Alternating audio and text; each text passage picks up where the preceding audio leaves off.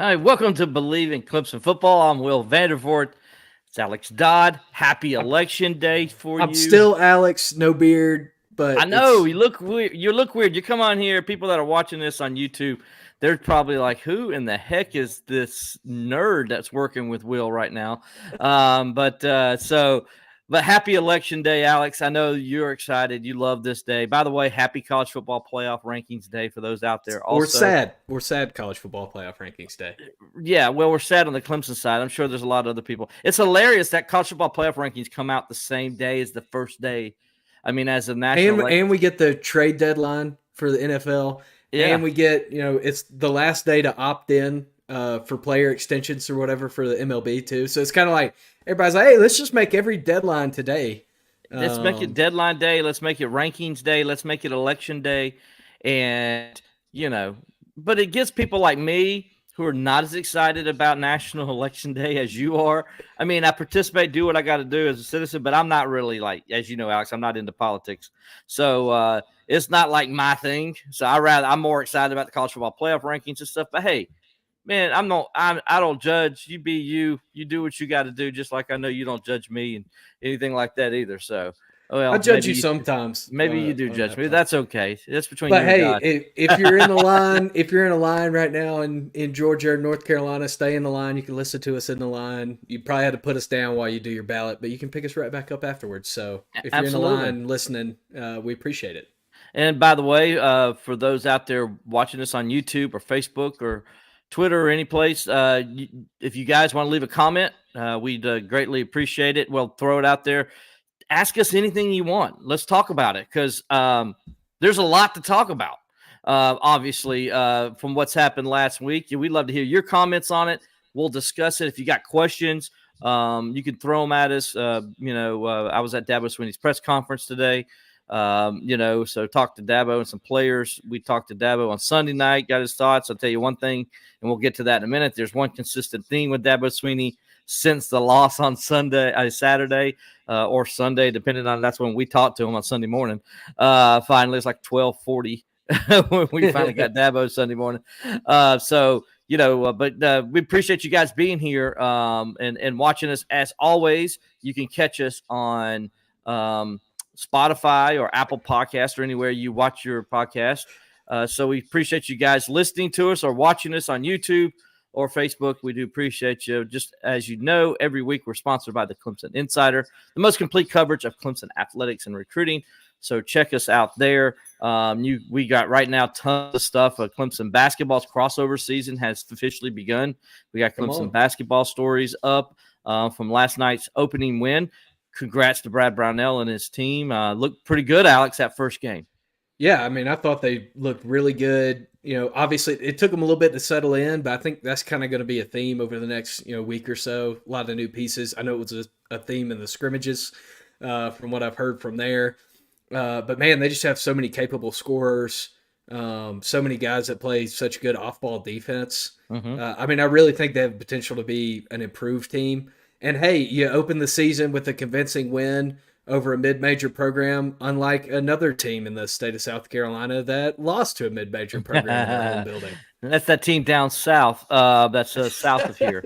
Yeah, so Clemson got a big win. The thing I liked, Alex, about it was they got a win over. They got 9 steals in the game.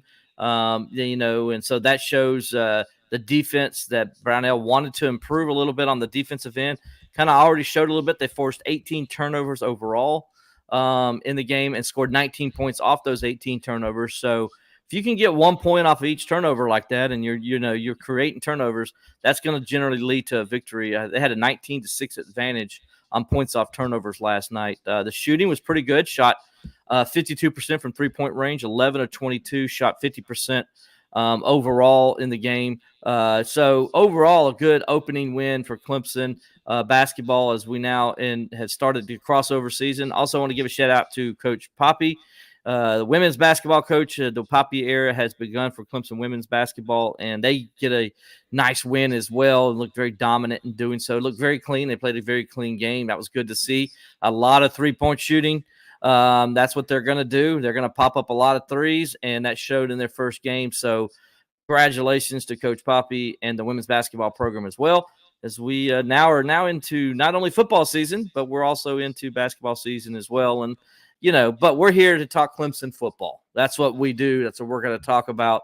Again, not as exciting of a conversation topic right now as Clemson basketball on the men's or women's side. It's not. So leave your comments. We greatly appreciate it.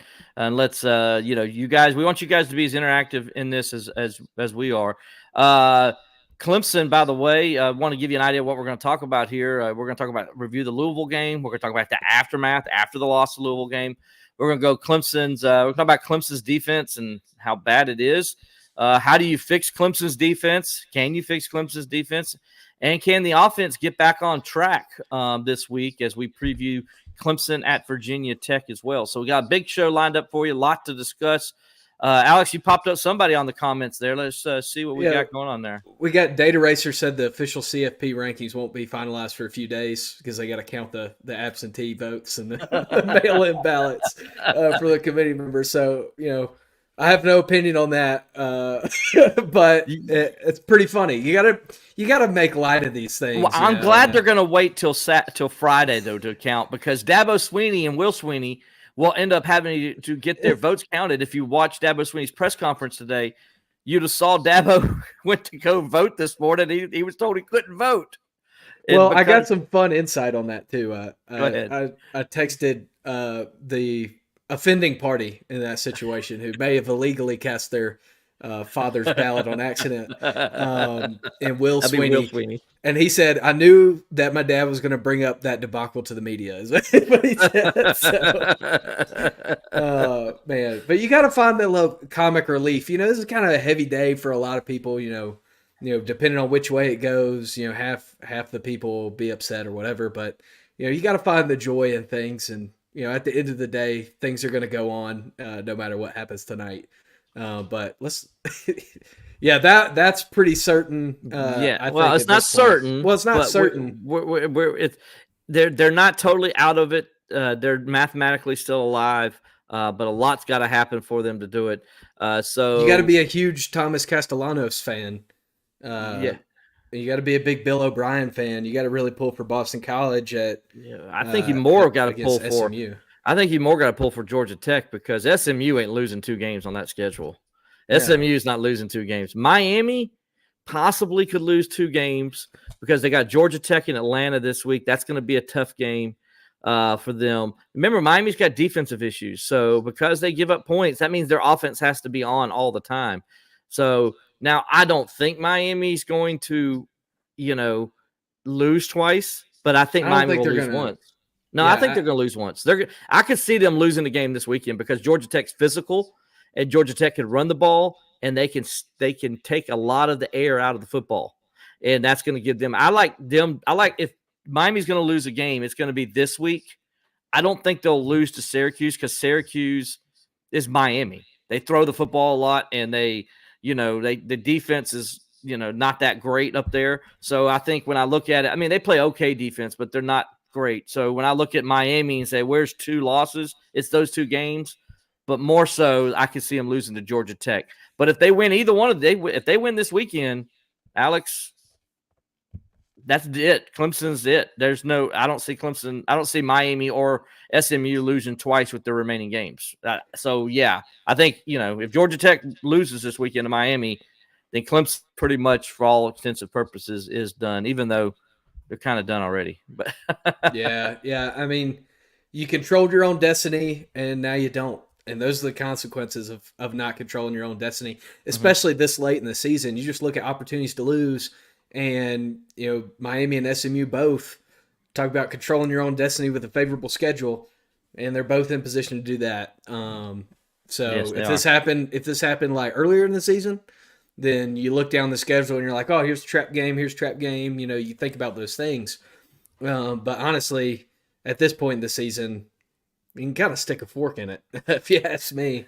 You can. And here's why you can stick a fork in it. Because Clemson lost to Louisville 33-21. I don't have to tell many of you guys. You all watched it. You saw what happened. Alex, I haven't seen Clemson play that bad at home. Or really not play that bad, but get their butts kicked that bad. at Since home, probably the last time they lost that night at home, which was Florida State in in 2013. 2013. I Mhm. mean, and I know the final score didn't indicate really how much of a butt kicking it was. I mean, it really But it didn't. was. It But I didn't. mean, the game was over like the second drive in the third quarter. I Louisville, mean, and people look at Clemson's rushing yards and they see Clemson's got over 200 yards rushing and they did this and that. And they did, but Louisville dominated the lines of scrimmage in this game, especially early on, really set the tempo for what kind of game it was going to be. Probably the biggest, and it wasn't a play, but the biggest thing that happened in the game was Peter Woods being injured, because as soon as Peter Woods was injured, Louisville just went and attacked that side of the football, as everybody has done all year when Peter Woods is not in there. well, and when Peter Woods isn't in there, and you had Capart or you had Trey Williams, you could just double those guys, and you got Buku's a space in the middle. I mean, Clemson's linebackers a lot of times this year have struggled to fill holes, but I mean, if you're just looking at hat on hat matchups, Louisville had the advantage the rest of the game. After you take away the Peter Woods double team, or put them in the predicament where you got to choose which guy you're going to double team. After that was off the table, the cards were off to the races. I mean, and Clemson defensively, I don't know if you saw, you saw Josh Pate's take on it, and I don't think there could have been a more accurate take on the way that the game went. I mean, Clemson looked confused and surprised at Louisville's scheme on offense, and Louisville just looked more motivated to win the football game from the opening kick. Clemson looked – I don't think Louisville did anything offensively that Clemson wasn't ready for. Maybe the cut blocks. I mean, the way they were cut blocking. Dabo talked about it. They were ready for it. He's like, you got to fight for it. He says they practiced it all week, talked about it all week. So Louisville didn't do anything offensively that surprised Clemson. What Louisville did defensively surprised Clemson, because they haven't shown it all year. They've been more of a press man, kind of come at you kind of team, and they played zone, a lot of two safety high, and they just weren't going to let anybody get deep on them. The other thing that's kind of confusing on that standpoint for the Clemson offense, it's not like you hadn't seen two high safeties all year.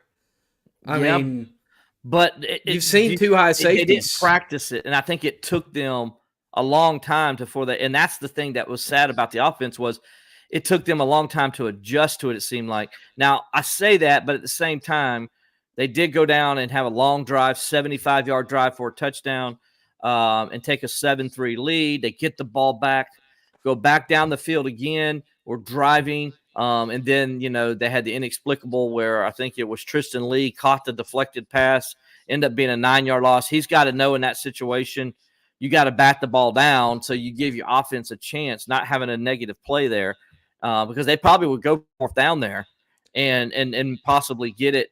Or you get in a field goal range, which doesn't matter with this team, as we've seen. In the game it did, because Peter Woods was still playing. No, but yeah. Peter, those 4 blocks have happened when Peter Woods is not on the field. Yep.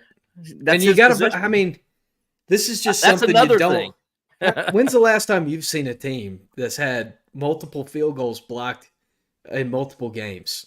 I mean, have you ever seen a team that do this at any level of football? That's my whole thing. Is like, okay, I understand Peter Woods, you struggling with Peter Woods not in the game on the defensive side, but Peter Woods getting injured should not hurt your kick cover, your kick protection as much. You should have somebody who can back up Peter Woods at that position, who can freaking block. I mean, all you got to do is put an arm out and lean. It's all you do is put an arm out and lean and don't fall down, which I'm firing whoever is ever on kick cover, on kick protection, whoever the coach is, he's fired, because you got to have a second guy that can take care of that and make sure this doesn't happen.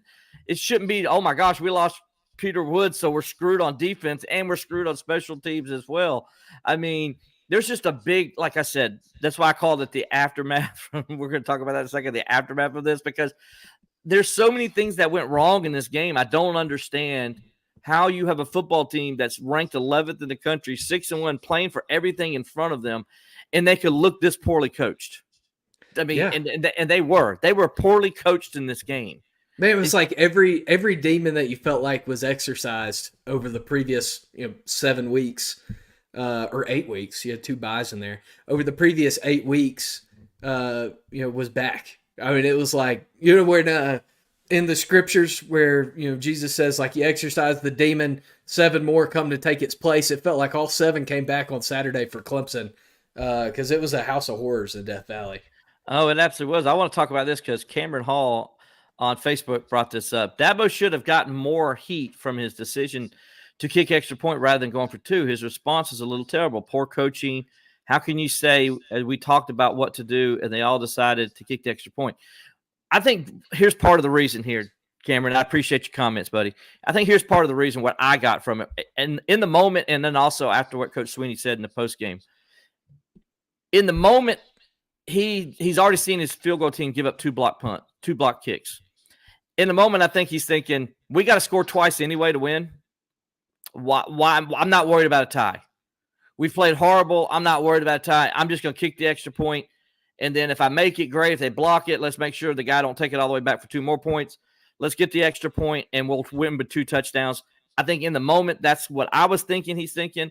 But then Dabo explained that if you heard the postgame, he said that the sheet tells them at that moment, you kick the extra point and you go for an onside kick.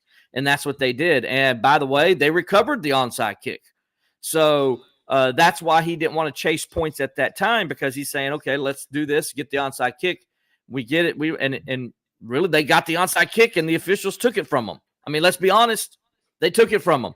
Because when the guy grabs the football, and I'm not saying Clemson deserved to lose. As Dabo said, we shouldn't have been in that situation to begin with.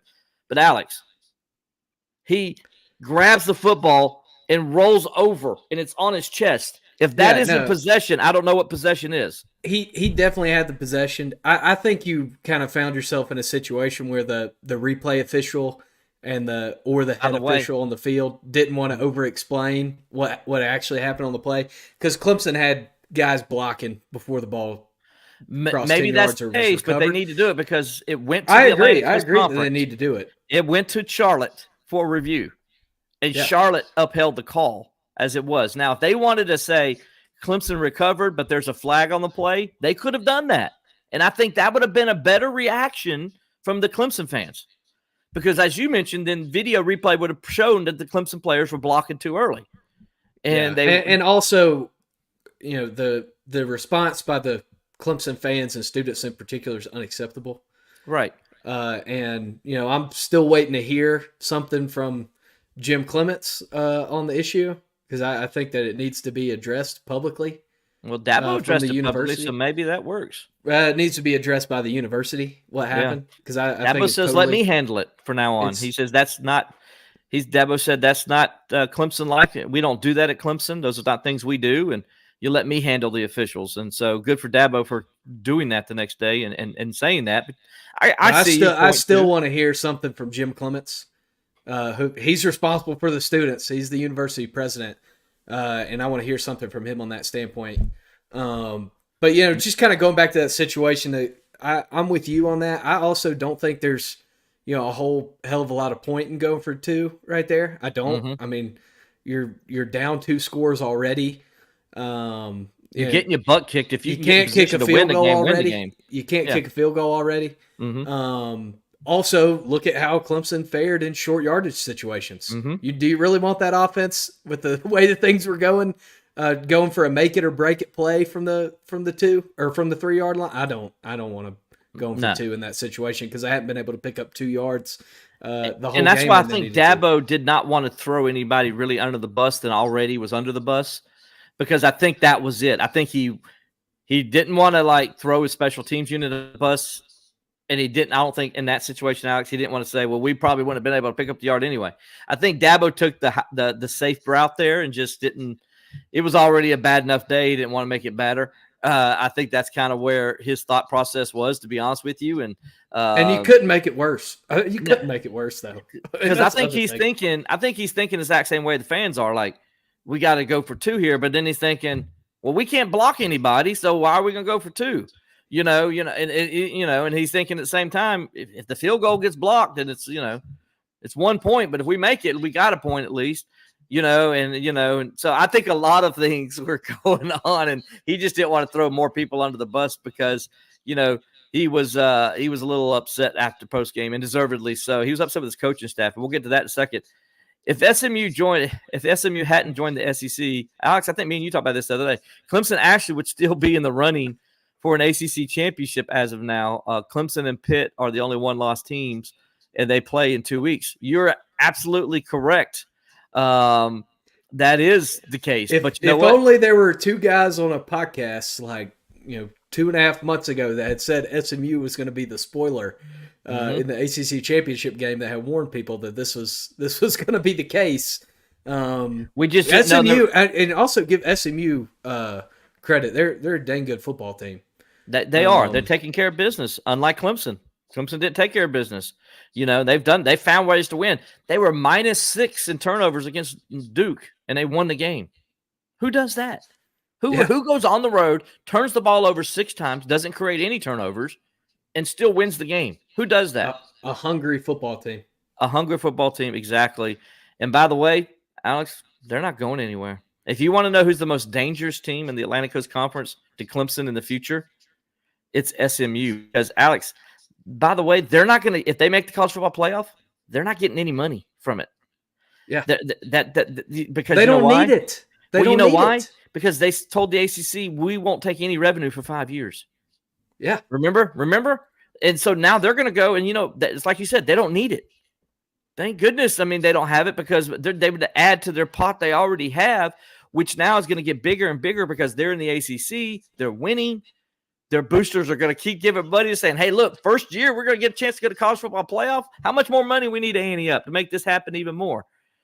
It's a dangerous football program out there in Texas that the ACC is allowed to join, and they ain't going nowhere. They like where they're at, and they're going to be hard to beat for years to come. I think that their football team really embodies kind of the spirit of the athletic department and the boosters at SMU. Is this program, for 40 years has just wanted an opportunity, and before that they just wanted an opportunity, and they're going to do whatever it takes to win at SMU. And that, I think their football team really kind of encapsulates the whole idea of Dallas, the whole idea of the athletic department there. They're not going anywhere. Yeah, and that kind of brings us to the aftermath. We've kind of talked about it. The aftermath of Clemson's loss to Louisville. What does it mean? Well, it means a lot. It means Clemson is likely not going to go to the ACC Championship game. It means Clemson is not going to the college football playoffs because I think the only path now for Clemson to get there is to – a lot of teams lose. A lot of teams got to lose in front of them, and I mean a lot. And the right teams have to lose, and Clemson has to win the ACC Championship. Well, those two things are bleak right now because as we mentioned earlier, it's going to be a modern-day miracle for Clemson to get the ACC Championship game. I mean, you got to have both, either Miami lose twice or SMU lose twice. We talked about it earlier looking at their schedules. I don't see that happening for either team. So that's out the table. And then, as you mentioned, okay, Clemson wins out. They go 10-2. That's great. And they got a couple good wins on there, and they're doing good, and they're moving up. We're happy for them. Who's going to lose in front of them? Because Clemson's not going to – I don't think when the playoff rankings come out tonight, I don't think Clemson's in the top 20. I don't either. I think there's a very strong possibility, Clemson fans, prepare yourself for this, a very, very strong possibility that South Carolina is ranked a couple spots ahead of you. Right. When these college football playoff rankings come out tonight. I think you're right. Clemson might be. And I think they deserve it. I do too. I'm not going to say they don't. They've got some good wins on the road and at home, and they've played good football. Clemson's best win is against NC State. A 5-4 NC State team is Clemson's best win right now. And Data Racer, this too, you need to go from 19 to 12. Nope, you need to go from 19 to 9. Yes. You need to go from 19 to 9. If you want to be safe, you got to be number 9. Yes, because I don't think you are not safe at number 12. I agree. You're out at number 12 because Boise State, I don't think they're going to be number 12. No. So they're not going to be in the 12, and that's your best G5 team right there. I don't think your Big 12 champ might not be in the top 12. Yeah, because you got to remember the rankings are not going to be the same as the seedings because you're going to have your automatic qualifiers, which is going to be your ACC champion, your SEC champion, your Big 12 champion, and your Big 10 champion. Then you're going to have your Group of 5 champions. So there's 5 slots already taken. So then there's 7. but the 7 doesn't necessarily have to be the top 12 teams. The other 7 don't have to come from those. They can come from the top 15. Notre Dame. Let's not forget about Notre Dame. Notre Dame's ranked now, so they're ranked in the top 12. If Notre Dame's in the top 12 when the rankings end, whether it's number 12 or number 7, Notre Dame's in the playoff. Yep. I mean, that's happening. If Notre Dame's in the top 15, Notre Dame might be in the playoff. So the seedings have nothing to do with the ranking. So understand that. They're going to take the higher ranked teams, but the seedings are going to be different than the rankings are. So, and I'm with you, Alex. I think Clemson sitting at number 12 would not be a comfortable spot for Clemson. You'd be first team out. I think you'd be first team out. It'll be like 12. First team out. Yeah. Or second team out at number 12. Because of the automatic qualifiers that could bump them down. So, there's all kinds of things that go into play, and remember the SEC is going to get theirs. The Big Ten is going to get theirs. The only way the ACC is getting 2 teams, if it's really, to be honest with you guys, if SMU wins out and Miami wins out, then I think the loser of that game could get in. But that's the only way. They got to go undefeated, both those teams, from here on out for it to happen. If either one of them lose, then the ACC is only getting 1 team in. And Clemson, I'm sorry, I just don't see any scenario where Clemson can even get to number 12. I just don't see it. Not with every SEC team gets 2 mulligans. You know what I'm saying? Like, ACC is not getting 2 mulligans. You're not getting 2 mulligans. You get 1, and Clemson had its 1. It's not getting 2. With a loss like this in a regular season, it's not getting 2 mulligans like an SEC team will get. Alabama, for instance, would be in if they go 10-2. Tennessee would be in if they go 10-2. Clemson's 10-2 against those teams. And really, to be honest with you, Clemson doesn't deserve to, because they look at their strength of schedule right now. If they do win out, Pittsburgh is going to be their best win. And by the way, if Clemson beats Pittsburgh ain't going to be ranked anymore. So they're not going to have a win over a ranked team, because Pittsburgh got hammered by SMU last week. So, it's a disappointing situation. And what it means is Clemson's going to probably go to a second-tier bowl. And if it had to pick a bowl game they're going to go to, it's going to be in San Diego. No, it's going to be in San Diego. Clemson's not going to get a Florida Bowl this year because 2 reasons. The last 2 years, the ACC has worked with Clemson and gave them Florida Bowls, right? Yep. Well, those bowls are going to be taken up, I think. I don't think the ACC is going to do that, because the ACC is not happy with Clemson, folks. They're still mad at Clemson. You think they're going to help Clemson right now after Clemson has sued them? You think they're going to help them? No, they're not going to help them. They're not going to help. Clemson's out on their own. Clemson's going to San Diego. So, and to be honest, so what? And I'm with the fans on that. So what? And I don't think fans, after the South Carolina game, I don't think Clemson fans, if they're not in the playoffs, Clemson fans are going to care about any bowl game. Yeah, and no school in the country is going to care. Well, except Arizona State. Arizona State's going to care because they haven't been to a bowl in 10 years. South Carolina's going to care. You could already see it. Like, I've already seen Gamecock fans on Facebook that are on my Facebook feed. They're sitting there talking about how, what a great win that was. Now we're bowl eligible, and we can go and beat one FCS team, and now we can be a little bit better than just bowl eligible. No, they're excited. South Carolina's excited. They're going to a bowl game. Their fans are, and deservedly so. I get it, because guess what? Their standards aren't as high as Clemson's. Yep. That's the truth. Clemson's fan standard is the college football playoff or bust. South Carolina fan has never been to the college football playoff. They don't know what that's like. Yeah. They don't. So, why are they going to strive for something they've never experienced? Now, doesn't mean they don't want to, but at the same time, their expectation is not to go. Where Clemson's fan expectation is to go to the college football playoff. And anything less than that is disappointing, especially when they stretched it out to 12 teams. Didn't you think Clemson and Alabama would be in this mix? But there's a chance if Alabama loses, Clemson and Alabama are not even going to be in the 12-team playoff. How crazy is that? Yeah. And that's kind of the even crazier thing is, as a Clemson fan or an Alabama fan, sitting there when this announcement and possibility came up, you're like, oh, we're going to make the playoff every year. And now you're not going to make it in the first year. So how'd that work out for you? Exactly. That's like what's the old Chinese proverb? It's like, I don't know how to feel about it yet. It's like, oh, they're expanding the playoff to 12. That's great news. I don't know. It might not be great news. That might mean we'll be 13th. Exactly.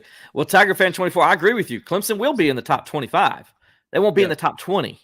Yep. That's what I was saying. They won't be in the top 20 because I just can't see with Clemson's strength of schedule how they could be in the top 20 when their best win is against 5-4 NC State. They haven't beat anybody. So, yes, I agree. They're in the top 25. I do think you'll see them pop up around 24 or 23, somewhere in that range. But I agree with Alex. I can see South Carolina pop in around 21, 20, or 19. So Clemson will be in the rankings. They just won't be that high. And to be honest with you, if you're not in the top 12 to start off this college football playoff or minimum top 15, the chances of you getting into the college football playoff rankings, getting up into that top 12 are slim to none. They just are. It's going to be very difficult for Clemson to get up there unless they just come out and like gangbusters, just look impressive in the next 2 weeks, and then also just go out there and blow out South Carolina, which is not going to happen. Then they would be impressive to the committee, and maybe that things change then. But right now, let's be honest, guys. Do we see Clemson blowing anybody out with that run defense? And that takes us to our next topic, Alex. Do we see anybody being good with Clemson? Does Clemson being dominating anybody when your run defense is ranked 95th in yards per carry? Now, I use the yards per carry because that's the stat that matters the most. Yes. 4.61 yards per carry is what opponents are getting on Clemson right now. That is unacceptable. That's unacceptable. You can't beat anybody when you're giving up 5 yards carry. You can't. You can't beat anybody. And I don't care what level of football you're playing. If you're giving up that many yards per carry, you can't stop a flea. I'm sorry. And last week proved that. I mean, it was just embarrassing. Louisville ran the ball, 24 times, 25 times, and averaged 7.9 yards per carry. That's sad, Alex. That's sad. I mean, they just bullied Clemson up front. I mean, we talked about it, about the main issue on Saturday for Clemson. The defense couldn't get off the field. Louisville controlled the flow of the game, the pace of the game the whole time. I mean, I think they had like 2 3-and-outs at some point in the fourth quarter. Or no, they had punted twice in the fourth quarter. Clemson had more 3-and-outs than they had punts. Mm-hmm. And you just can't do that. You can't get outclassed. You can't get out-physicaled on your home field. And, Dabo Swinney had a little bit to say about that in his press conference today. I thought we got our butts kicked. I didn't think we were physical enough, didn't play hard enough. I mean, it was just when you burn the tape. It's not what we've seen, you just burn the tape.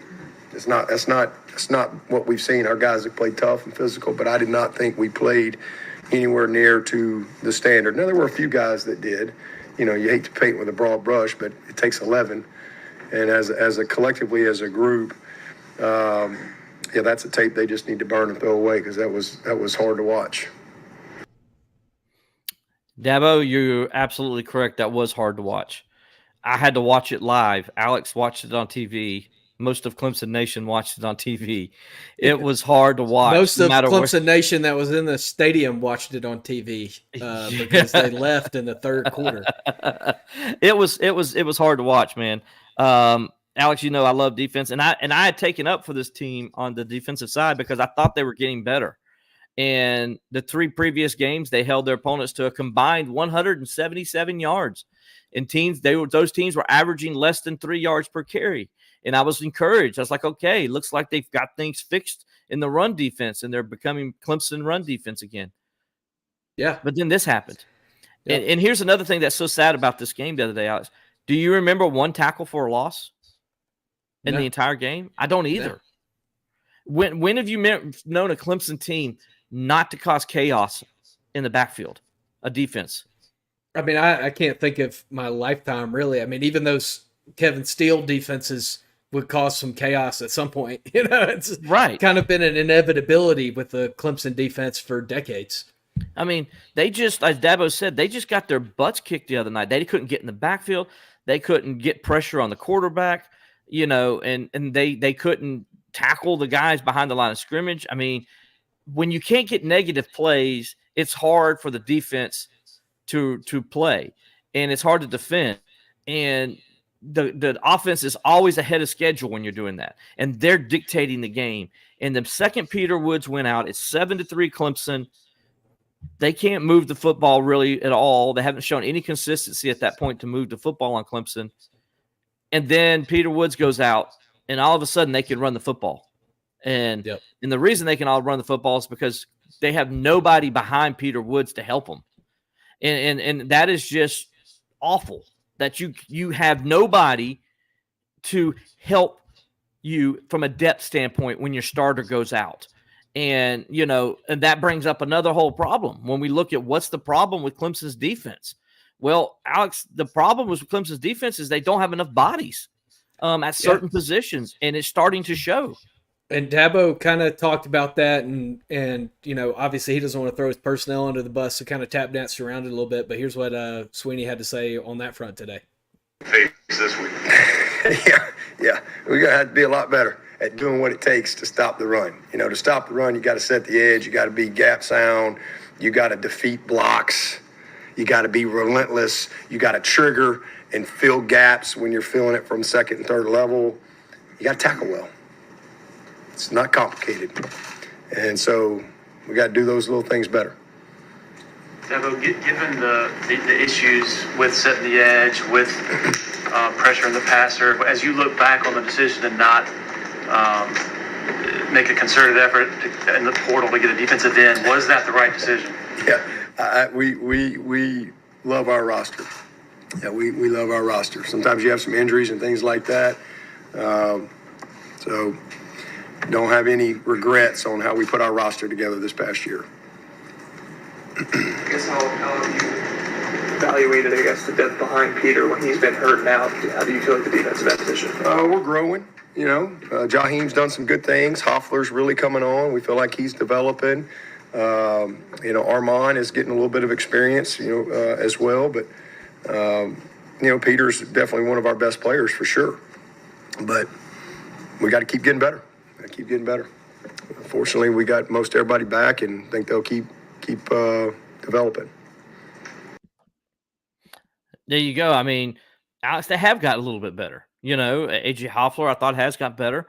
I thought Jaheim Lawson has got better as well. But they're just not there. But they're not there. They're not where they need to be. And over halfway through the season, you would hope that with the amount of reps those guys have got, and maybe some of it is the quality of competition that's prevented some of that development. Mm-hmm. But you'd like to see those guys in a better spot than they are right now this far into the season. They are. And Dabo was asked there by Larry Williams, and Larry asked him, about the defensive end position. Why do you look back and think maybe we should have gone out and got a defensive end from the transfer portal?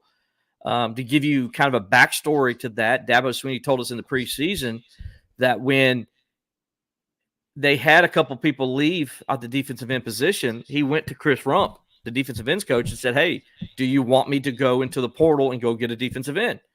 And Chris Rump said, "No, we're fine. I like the guys we got."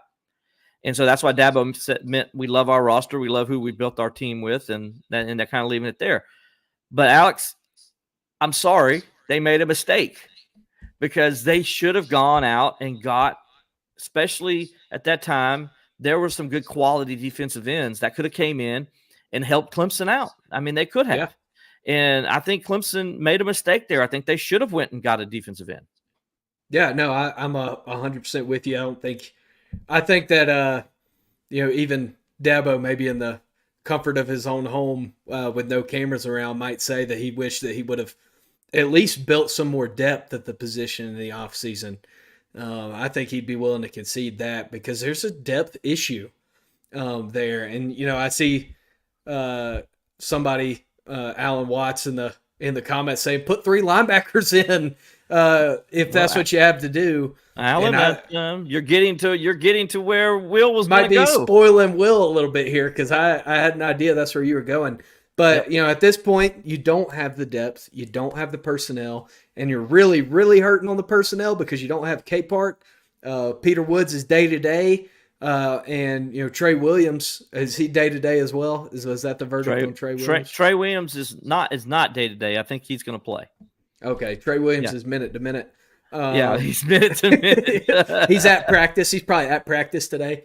Yeah. But, when we talk about depth being tested, man, this is more than that. You're being thrown into the crucible with some guys that are not prepared. Right. Well, the good news especially against an offense that presents a serious problem in the run game. Well, here's the thing I want to know is where's Caden Story? Like, didn't he move out to learn defensive end also and kind of help there? Have we seen him? I don't think so. I mean, where's Caden Story? I thought we were going to see him some at defensive end too. And I don't know if we've seen him really, right? I mean, it's like, they bring in Lawson and they bring in other guys, and maybe he's not ready. I don't know, but I just okay, why isn't he then playing tackle? And, I mean, you get Steph Allen Green back, so I think they're fine on the inside. That's not where the issues are. The issues are obviously on the they can't set the edge at all, and every team that plays them knows that. Peter Woods is not in the game. They can't set the edge. And it's a problem. It's a leaky faucet. I don't know if they can fix the leak. But Alan Watts mentioned it. Okay, put 3 linebackers in. So I'm gonna go ahead and let's go with this. How do you fix Clemson's defense, Alex? This is one of the topics we were going to talk about. So, how do you fix Clemson's defense? Well, here's how I think about it. I went back and watched. You have your whiteboard. You have your coach. I wish I had my whiteboard here.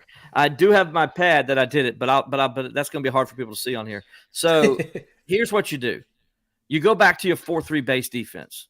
Now you're out there saying, Will, but you still got the issue at defensive end. You're correct. You do. And that's not going to change. So why sit in a 4-2-5 and have a tiny nickel back out there who's getting his butt run over, and you consistently just get in your butt? Because if teams are going to run the football on you, my whole theory is, okay, well, then I'm going to put an extra linebacker out there, and we're just going to see what happens then. So my whole thing is this. You go the whole Brent Venables, Jamie Skowski formation. And what I mean by that, if you guys remember, when James Skowski played, he would line up right over the center. You put your middle backer right over the center, and if you want to, you can put your weak side backer there as well, and you don't know which one's coming. But what you're doing is you're forcing the offensive line to have to pick up somebody immediately. So that's automatically blowing a play up, okay? And now when people run these zone options, it give an idea so people can understand how these zone runs work. Every offensive lineman has a hat on a hat. That's their job. It's one-on-one. There's no double teaming or anything. It's one-on-one. You get your guy. You do your job. Most of the time from a slide protection. You're doing it from a slide protection. You're blocking the guy head up or gap to the left. And why are you doing that? Because you're allowing the running back to pick which lane he's going to go into. So what's the running back looking at? Here's what he's looking at. He's watching the linebackers. What are those linebackers doing? So if Barrett Carter picks this hole, say he picks the B gap, he's going to run it up the A gap. If Barrett Carter picks the A gap, he's going to run it up the B gap. That's what they're doing. So then when you got a tiny running back like Louisville had, and Isaac Brown, he's so hard to see. So you don't know which gap he's doing. Tyler Venables, go back and watch his video. You can go to our Clemson YouTube channel, look at it. You can watch the video of Tyler Venables. I asked him that question to kind of explain, how do you defend these kind of things? And so he explains that and what goes on. But Alex, this is what is going on. So if you take a Sammy Brown, and everybody's like, well, Will, Sammy's not ready yet. I hear people ask that all the time. He's not ready. Do we think he's ready? Who gives a crap? Who gives a crap if he's ready or not? You're out of options on guys that are ready with you're the out of injuries options that you have right now. Who gives a crap? Tell 47, go get the quarterback. That's all your job is. You go water boy on him. You just go. Go Bobby Boucher. You go Bobby Boucher. He's got a Gatorade back there. You just line it up. You just line him up, and you go get the quarterback and blow up the play. Because something Clemson has not done this year is blown up plays. It hasn't happened. Wes, I love you, buddy. You're a friend of mine. You're a friend of the show. But you got to start being aggressive. You got to. Enough with this pity paddling around. It's time to be aggressive. You need to go back. And I think, Alex, if you listen to Dabo Swinney, the last since Sunday night, or actually Saturday night, however you want to word it, since the post-game press conference, Dabo Swinney, without calling out Wes Goodwin, has called out Wes Goodwin. Oh yeah, and he has said the defense. He says we weren't coached. We weren't well coached. We're poorly coached on defense. He didn't like the schemes, and he said this week he basically, without saying it, they're changing things up. So Dabo has gone in there and he's laid down his foot. And Dabo doesn't usually mess with the defense. It's not his thing. But he's laid the foot down and he's basically saying, we're changing things up. We're putting pressure on quarterbacks. Because this is what we saw Miami did to Clemson last year. The exact same thing. Clemson sat back in a zone and just let Miami run the football all over them. Yep. And didn't even attack the quarterback or press the line or do anything to alleviate that. That's what they did the other night. They just let Louisville dictate what they were going to do the whole night. And you can't, as a defense, you can't allow the offense to dictate. When the offense starts dictating to the defense what they're going to do, you're screwed. You're screwed. Yeah. They're going to beat the crap out of you. You're kind of forced to put yourself into a decision-making process where you're like, what's going to hurt us worse? Is it going to hurt us worse to put Shelton Lewis's replacement in a bad spot and play a lot of man-to-man and kind of be forced to reckon with it to stop the run game, or are you hurt worse by allowing teams to get 5 yards a carry, 6 yards a carry, and continue things that way? So, Anthony, we're not attacking Nick. I haven't even mentioned Nick's name, and Nick is as you can see, he is a Pittsburgh Steeler. He's a friend of mine, and don't you worry. I love my boy Nick Eason. Don't worry. I am not calling out Nick. This has nothing to do with Nick. This has to do with scheme. I'm calling out the scheme, and the scheme is not good right now at Clemson, and it needs to be fixed. I agree. The running back is good for Louisville. We talked about on the program last week how much that Louisville running back can hurt you, and he did. And he did. Yeah, he did. And the thing is, their passing game didn't even hurt. Anthony said he's just joking. He's not related. Okay, so that's good. But you know what? Never. On that note, no, I'm just kidding. We're still not attacking Nick. Still not attacking Nick. He's a friend of the show too. And I'm not attacking Wes. I'm just saying Wes, Wes has got to change it up. And with the team that you're facing Saturday, you have to fix it because drones will hurt you. The running back will hurt you. The offensive scheme and the way they attack things in the run game will hurt you. If you run the same scheme that you ran against Louisville on Saturday, you're in for a rude awakening in Blacksburg. And I'm glad you brought that in. That kind of brings us up to our talking about the Virginia Tech game, Alex, because drones, is he going to play?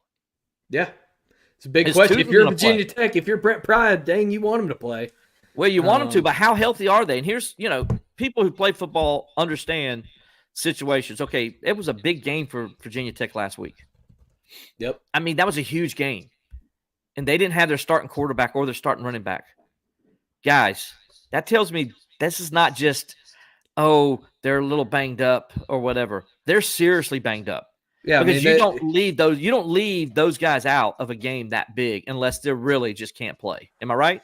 Yeah, you're 100%, and kind of the term that a lot of the Virginia Tech reporters have been using this week and last week is that they're decimated with injuries.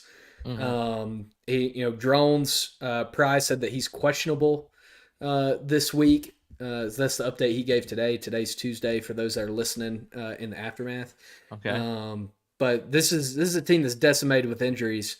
But if Drones is going to play and you have to prepare like he's going to play. And regardless, they're going to run the same system. You still have to make some serious adjustments. You hear two things. Alan Watts says on Facebook that Drones was in a walking boot on Saturday. Well, you hear two things, though, because Virginia Tech's saying it's his back. But, Alan, you're not the first person I heard say this about Drones and his leg. So it's like, has he got one injury? Does he got two injuries?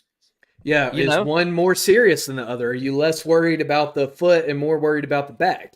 Correct. Which but generally you would be less worried about the foot and more worried about the back. As important Drones is, Tootin is probably more important. Yep. And I don't know where he's at on that injury front. But that's a guy who can just change a game with one play. If he's healthy and he plays, and Clemson's going to have their hands full. And so the injury situation is going to be big this week. Alex, you said it right. If those two guys are playing, Clemson's going to be in a load of trouble. And I don't know if they can stop it. But I think you got to get Sammy Brown on the field. That's the key. Sammy Brown has to be on the field. Wes Goodwin, listen to me. Hear me now. Listen to me later. He's got to be on the field. 47 has to be on the field Saturday. You got to let him do it. You put Carter at weak side backer, and Woodaz is going to be your Sam, because Woodaz can play and cover the tight ends. He can play that nickel position that you need. If teams do bring out the slot receiver and you got to match up, I think he can do better. My whole thing is, I feel better with that formation, that scheme, than I do with the 4-2-5 they're using now. Yeah, and I think you got to have your best players on the field. Bashal Tootin's still listed as questionable this week, according to Brent Pry in his presser today. Well, here's the other thing, too, about Virginia Tech. I mean, let's not act like they just were so decimated by injuries that they sucked when they went up to Syracuse last week. I mean, they jumped out to a 21-3 lead. Mm-hmm. Talk about a team that was playing with the next man up mentality, and they were a dog's hair away from winning that football game. And Dabo mentioned that today, too. This is a team that's lost, 4 games by combined 21 points. Yeah. So this is, they were right there in it with Vandy, who we found out is a much better team than we thought they were at the beginning of the year. Yep. This is a competitive football team that poses a challenge. And like I said, they're not going to go away from who they are just because they have different personnel. They're still going to try to run the football, especially after what they saw on film from this past week. They're going to try to run the football between the tackles and make a dent. And Clayton Harris says on Facebook, not worried about who they play at QB. We need to be who we are and play aggressive in all 3 phases: offense, defense, and special teams. Clayton, you're correct, but Clemson hasn't played aggressive on defense. They've played aggressive on offense. They didn't last week. They didn't last week. But for the I'm not worried about the offense, and we'll get into that in a second. I'm not worried about Clemson's offense. Right? I think they just had a bad day. And that happens because guess what? Your offense is going to have a bad day. Your defense can never have a bad day. And Clemson's defense has been having bad days all year. And it's consistently hasn't played well, where the offense has played well consistently. So, I'm not worried about the offense just yet. One bad game on offense is not going to get me worried. I know people say, well, what about the Georgia game? Well, come on, that's the first game of the season, and it's against Georgia. I'm not using that as the outlier. That is the outlier. I'm not using that as the everyday thing I'm going to look at. What I look at is the 6 weeks where they were aggressive, where they were dominating, they were doing what they're supposed to do against bad teams. The defense, though, in those 6 games did not always look good. And they consistently made what we saw against Louisville. And so the defense has got to change things up. They have to be aggressive. They haven't been aggressive all year. That's why their tackles for loss are down. That's why their sacks numbers are down. You know what a defense is doing by looking at those 2 numbers. And then when you throw in the yards per carry, that tells you you're not being aggressive. So they got to be aggressive. They got to blitz. It's time to change things up, and they can do it. Here's why they can do it, Alex. Because Louisville did it last week. Yeah. Louisville was a straight-up met press man, and they were getting burned like crazy out there. And you know what they did this week? They played zone, and they went too high safety. And then they just made Clemson methodically have to drive the ball down the field. They also dialed up some really, really good pressures on the defensive line. They dialed up great delayed pressures from the linebackers. I was really, really impressed with Louisville schematically, what they did on defense. They changed their entire scheme. But I think, the way that Clemson's offensive line, I don't think was prepared to see the stunts that they saw from Louisville on Saturday. You can kind of tell because it wasn't like they were getting, physically beat. They just didn't know where guys were coming from. Right. And it goes to show you can change things up, right? Yeah. And so, if Clemson comes out there, look, one thing I'm not worried about is Virginia Tech's passing game. So, Louisville, I would be. And maybe that's the reason why you were concerned. Wes was concerned because Louisville's got some studs at wide receiver, and they got a quarterback who can make the plays. But they didn't have to the other day.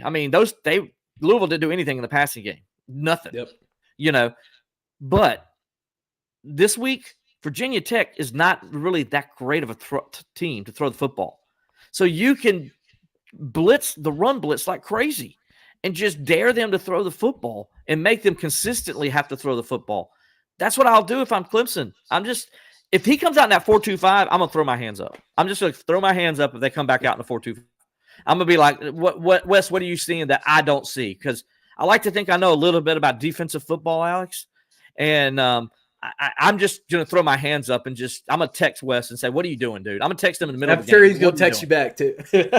I will say this, we're not claiming to be some all-knowing defensive gurus. I mean, Wes Goodwin's forgotten more about defense than we'll ever Wes know. knows way more than I do. But at the same time, a lot of these things, particularly on Saturday, seem like fixable problems. Now, some things aren't fixable, like your personnel. We talked about that.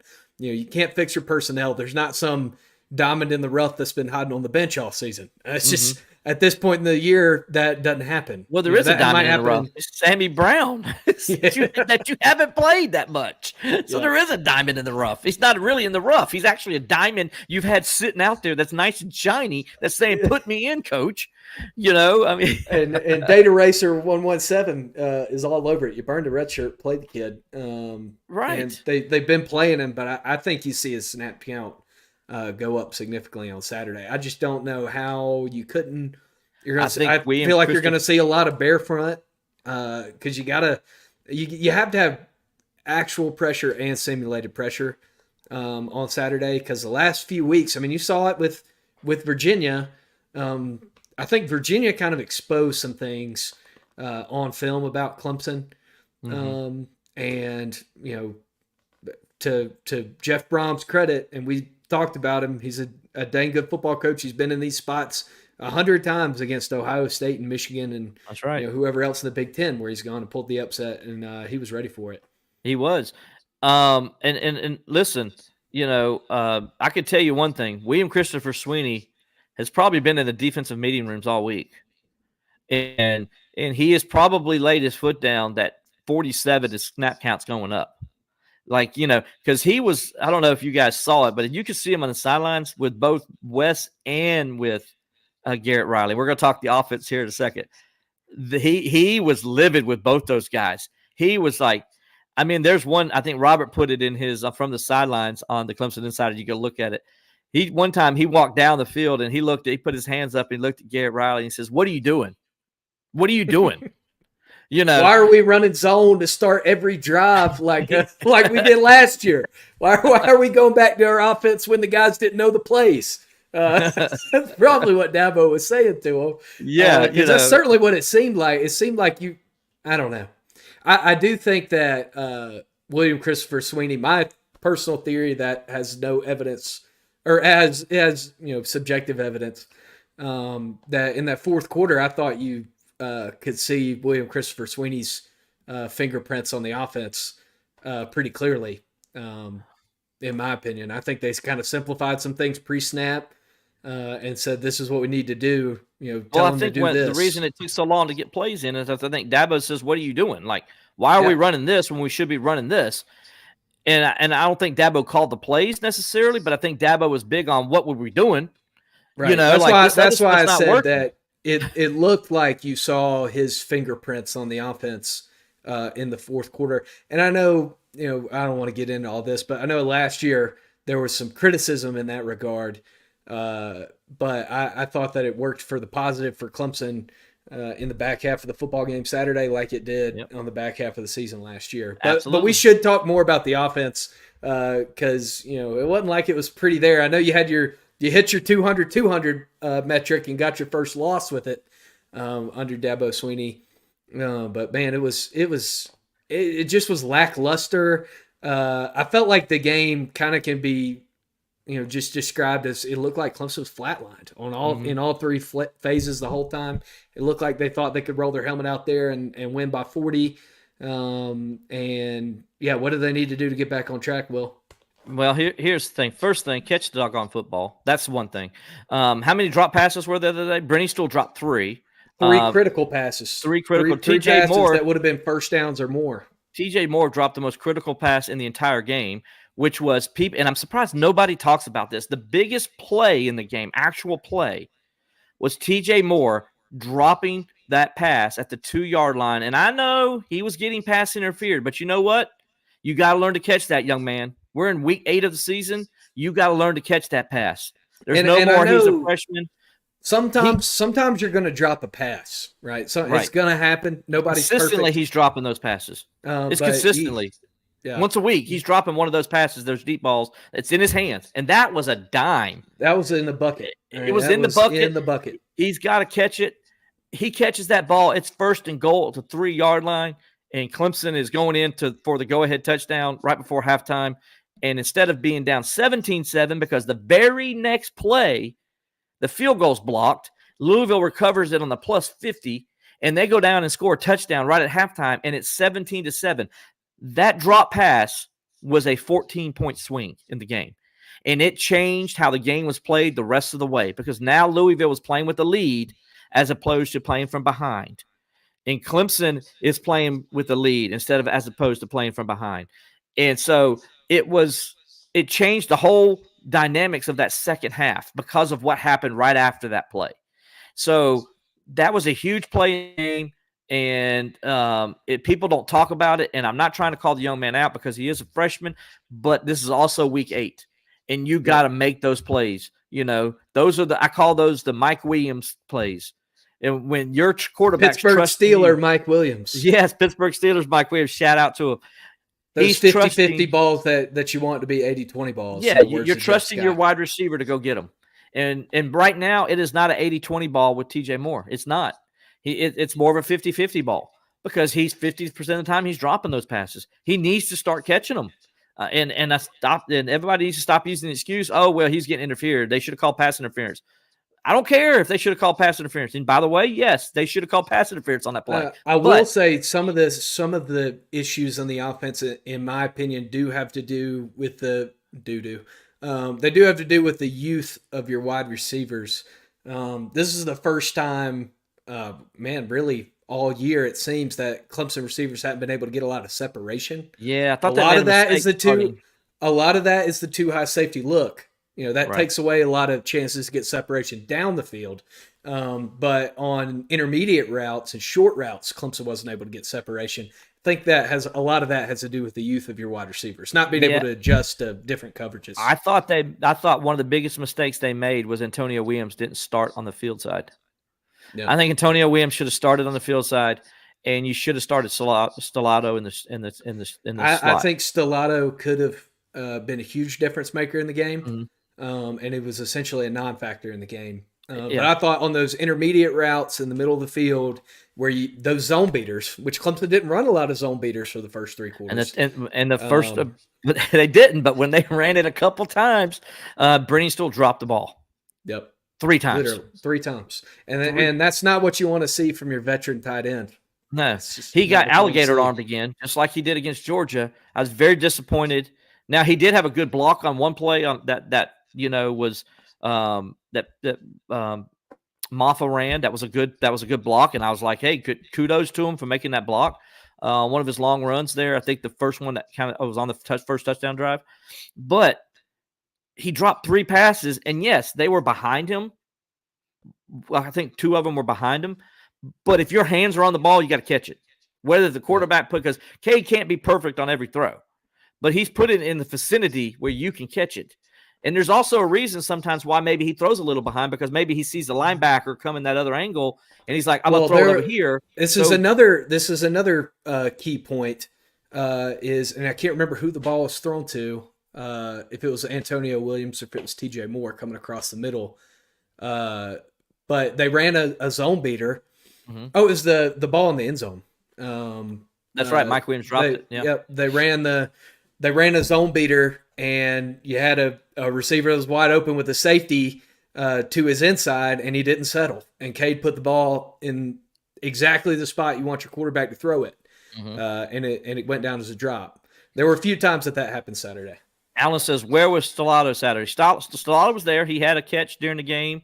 and he played a few snaps and all, but he didn't start because they started TJ Moore at the field and put Antonio Williams in the slot, and they started not TJ Moore was on the boundary. I'm sorry, it was Bryant Wesco was in the field and Antonio Williams was in the slot, and so that's why he didn't start the game. He played some, didn't play as much though, because Bryant Wesco was out there playing a lot, and when he does, they have Antonio in the slot position. I think that's, to me, right now, until Bryant gets more experience, and I think you put Antonio out there because I think you got more chance for explosiveness with Antonio Williams out there right now than you do Bryant Wesco, because Antonio's a veteran. He knows how to get open, especially. I also think you've seen a marked difference in Wesco's ability to create separation since the injury. Yes. So I think when I'm watching him, it looks like he's playing about 80%. Which, credit to him for getting back and getting in position to play. Absolutely.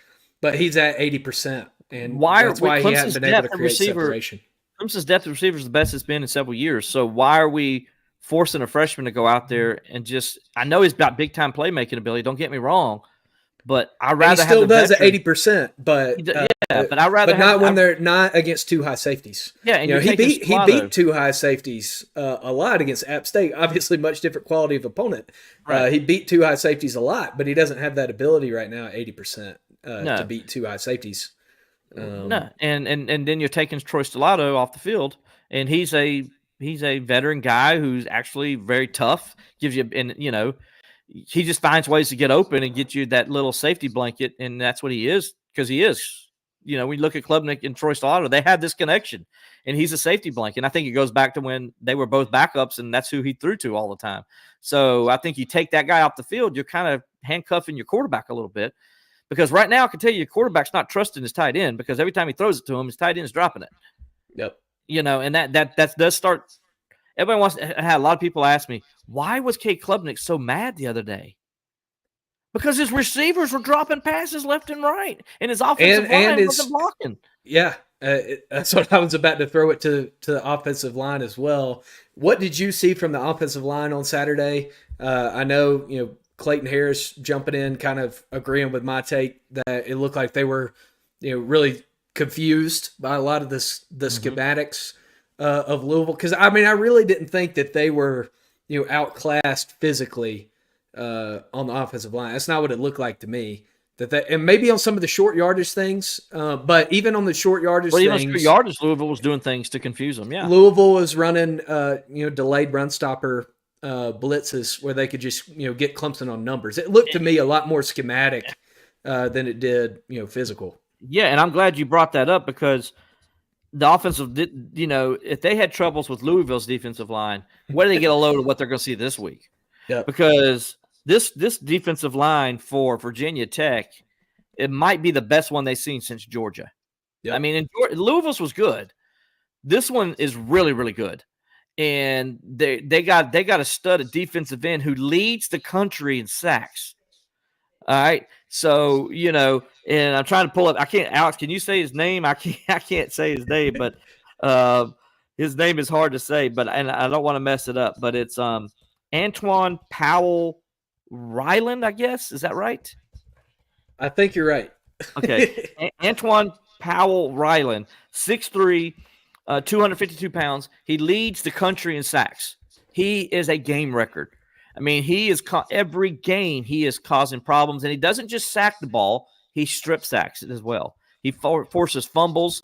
He also leads the team in tackles for loss, as one of the ACC leaders in tackles for loss. Might lead the ACC in tackles for loss, for that matter. So this guy is really good. Their defensive tackles are really good run stoppers as well. They're a really good defense. Their linebackers are better than what you saw out of Louisville's backers. They're going to give problems. This is a good Virginia Tech defense. And if Clemson offense doesn't get going and that offensive line doesn't play better than it did last week, and by the way, guys, the coaching sucked last week. It did.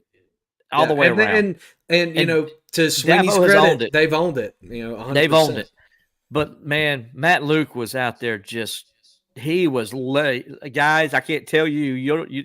if you were at the stadium, you saw what I was talking about. If you're sitting behind the Clemson He bench. said a lot of things that we would not be able to repeat. Yes, on the he broadcast. was lighting his guys up because they weren't doing what they were supposed to. And he was letting them know. And I would love to see the grades because I bet you 10-1 every offensive lineman failed this week. Yep. You know. And the only guy that I thought maybe physically had some issues in the game was probably Blake Miller. There were a few plays with edge pressure where, kind of the book on Blake Miller Saturday was just, bull rush into his chest.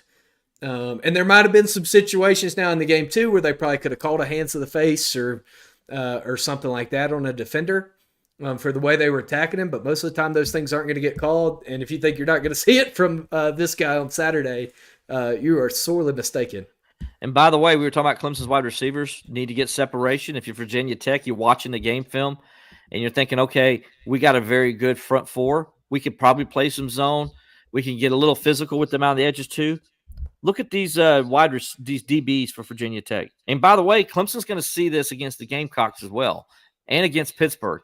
You're going to see some big, tall cornerbacks. Look at the size of these guys. Mainsor Delane, 6'1", 187, starting corner. Starting safety, Jalen Jones, 6'1", 203. Starting safety, Moses Phillips III, 6'2", 193. Starting corner, Dorian Strong, 6'1", 185. Those are some tall and big cornerbacks and safeties, Alex. I'm sorry. I like Bryant Wesco. You get him out there and try to get mismatches with them.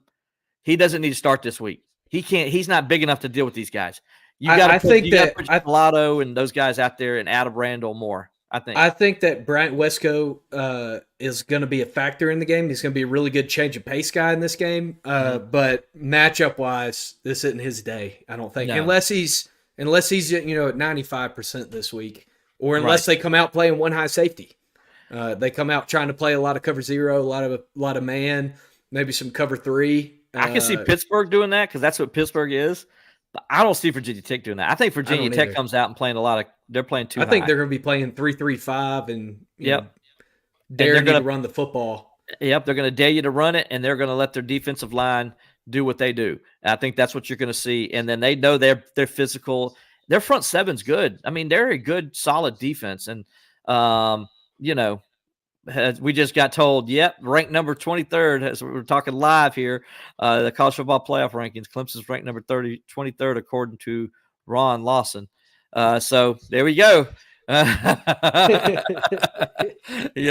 So we were talking about that earlier if you were watching the show. So Clemson ranked number 23rd in the college football playoff. Yep, guys, don't look like the college football playoffs are in the cards for the Clemson Tigers for a fourth straight year. Man.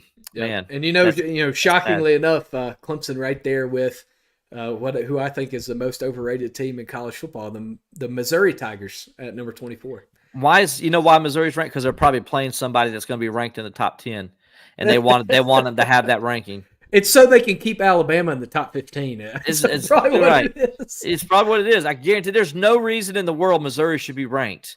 In what world should Missouri be ranked? I mean, that's just horrible. No, that's just ridiculous. Again, see, this is what I talk about. There's already perception set, and I don't care. The playoff committee is just like the AP poll voters and the coaches poll. They're humans, and they're being told these teams are good. And when you're being told these teams are good, this is what happens. We need to stop with the AP poll, and the coaches poll does not need to exist until those polls don't need to exist anymore.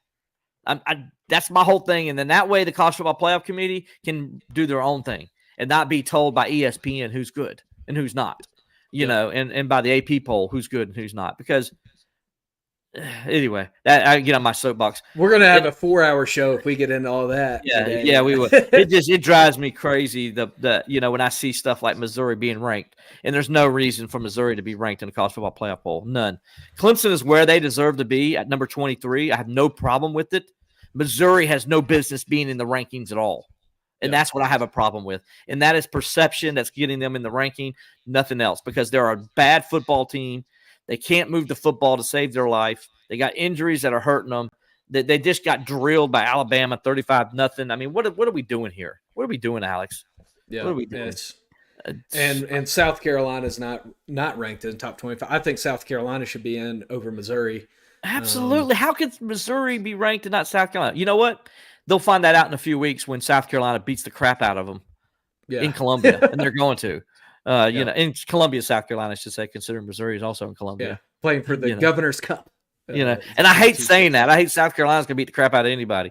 You know, that hurts my heart to say it. But I also recognize when a team's playing well, and they're playing well right now. We do have some taste of reality on this show. Yes. Maybe a bit of we might be overreactionists to some degree, like every other person in sports media, but it's grounded in reality. Yeah, by the way, I want to throw this out there. I'm interested to see what South Carolina does against Vandy this week because Sirius XM radio host Coach Neuheisel.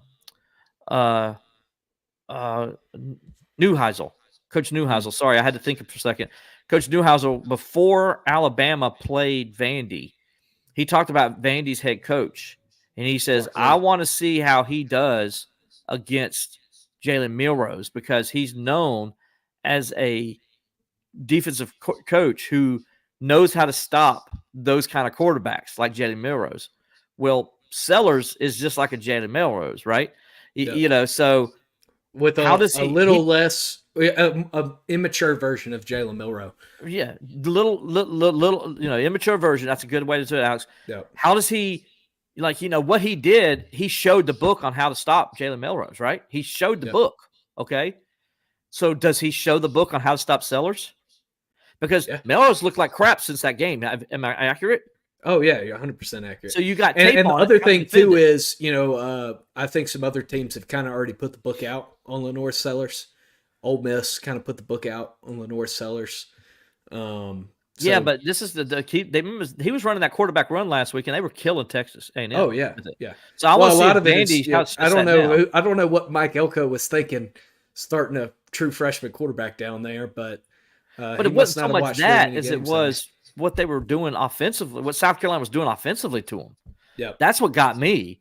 And they were running a lot. I saw the running quarterback run to that right side, and I kept thinking, boy, it's going to be a long day for Clemson in the Valley if they're doing that to Clemson. So you better hope Clemson gets that fixed before the chickens come to town in a couple of weeks.